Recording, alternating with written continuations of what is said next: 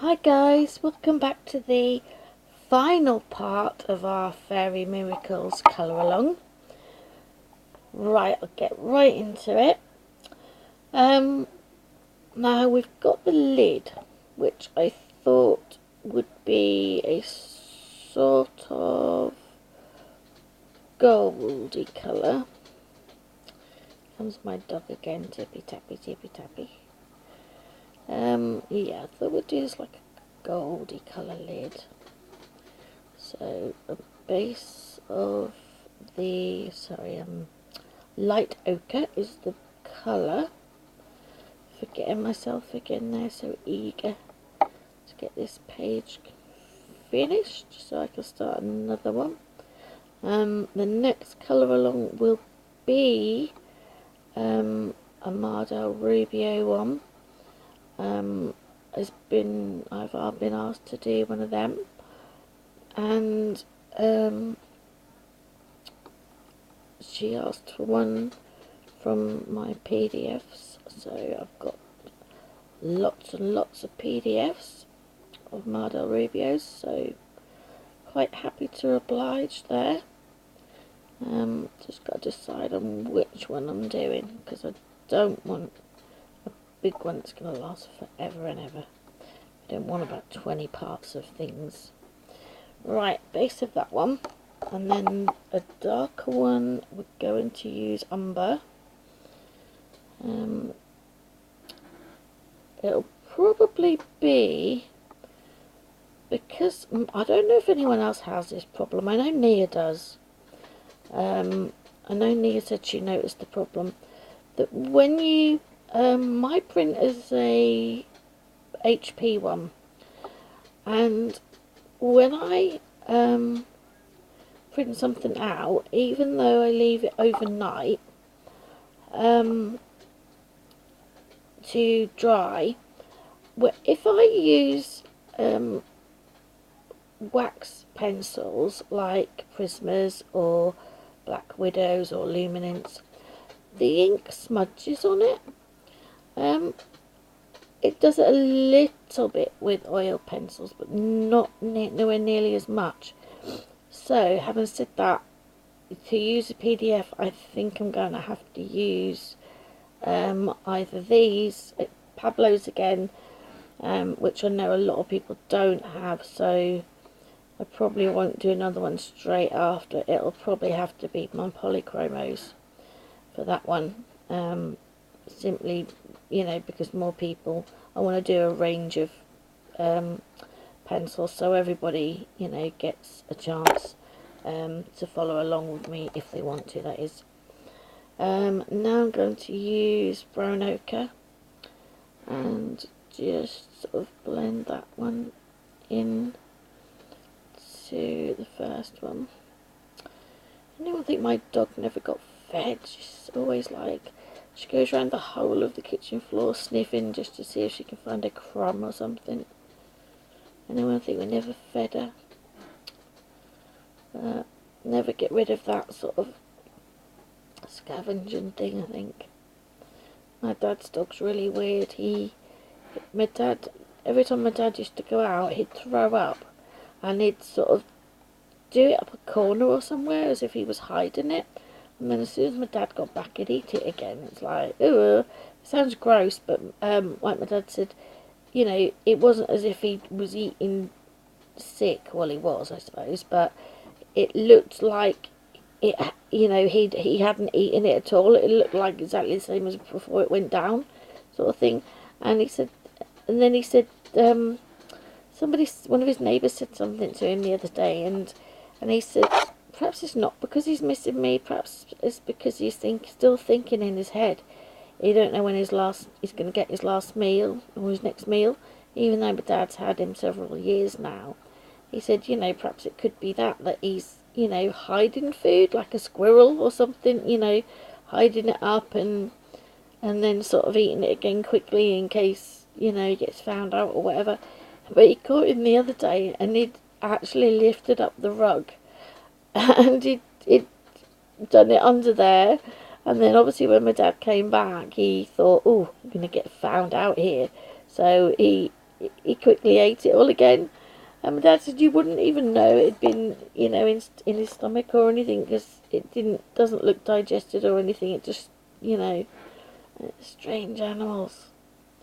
But yeah, she'll just drive me mad, because it's like there's nothing there, you know, and it's like if she can find just a crumb, you know, and it's not as if we don't feed her or anything. I mean, she has more than enough food, but you know, it's just, I don't know, it's weird.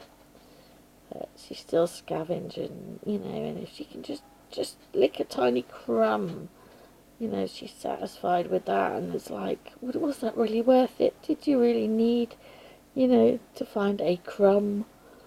But if there's a crumb to be found, she'll find it. But then I suppose most dogs are like that, especially rescue dogs, you know, that have come from another country or somewhere and they've been on the streets or something. So, yeah, strange, our animals, very strange. But we wouldn't be without them, would we? We love our animals. We do. I've got Dylan sitting here next to me in his basket again. And he doesn't very often get to sit there now. It wasn't anybody's basket really, it's just a basket that I've got with some things in, and Dylan sort of claimed it as his, and you know, where he was always there whenever he was like, where's Dylan? Oh, he's in his basket. And he's been sitting in that, you know, for several months now, and I just left it there because he likes it to sit in it. And then all of a sudden Lily came along and decided she wanted to sit in it. It's like, I'm claiming this basket now, and she rules the roost around here. For him anyway. He's such a gentle little soul that she will push him out the way, and he'll just sit back and let her, as if to say he's not happy about it. You can see he's not happy about it. But he'll just sort of let her do it. And so Lily decided, you know, I quite like that basket. I wouldn't mind sitting in there. So she sort of claimed it, and he's been coming up, and she's never done that before, you know, sat in that basket. And then all of a sudden, you know, he'd come along and, oh, Lily's there. So he'd have to go and find somewhere else, which I don't think he's very happy about, because his favourite place is the basket. But the last couple of days, she's been in there, and as soon as she's jumped out, he's noticed, and he's jumped in, as if to say, I've claimed it back now. So good on you, Dylan. You know what you like, don't you, mate? Hey, yeah, you do. It's a pity I can't pick him up and show you, but don't think he'd be very happy about that. Now this bit, I'm just gonna put some white in here for now. Just a little bit of white, because these bits are that's sort of like a gold lid on the top. Well, this is what I'm thinking. And this bit is like a, what's it called? Like one of the jam pot covers, which is probably what that is, but I wanted to do that it's a bit different to the norm. So I'm going to do slightly, sort of, should have probably done it the paler grey actually. But this one's not pale, not really pale, but the other one's too pale, I think. This one's grey. But really just a shadow in there, like that.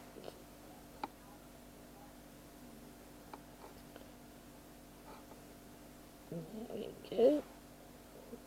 If anyone's got any requests for books or pencils or anything, or watercolours or anything that you'd like, you know, to see me use, ink tints or anything you'd like to see me use, or any particular book, Lavella requested the Mardel Rubio PDF, which is one I'm going to start next. If anybody's got any requests out of any of the books that I've got, or if you want to see me work with any particular pencils, happy to do any of that. Just let me know in the comments below, because say this is the last one for this. We will be finished very soon, so I'm just going to do the white into that, because I just want the sort of grey as a bit of a shadow really, and for this to be sort of white. I don't know if it's showing up as white. It looks white to me when I'm putting it in there, but the grey bits are more sort of shadowed, and this is more sort of white, if you know what I mean. I'm sure you do. Right, is there anything else there? Don't think so. I'm just going to go around this like that. Right, what should we do about the other bit? Ribbon. What colour are we going to do the ribbon? Right, they can go black. I think maybe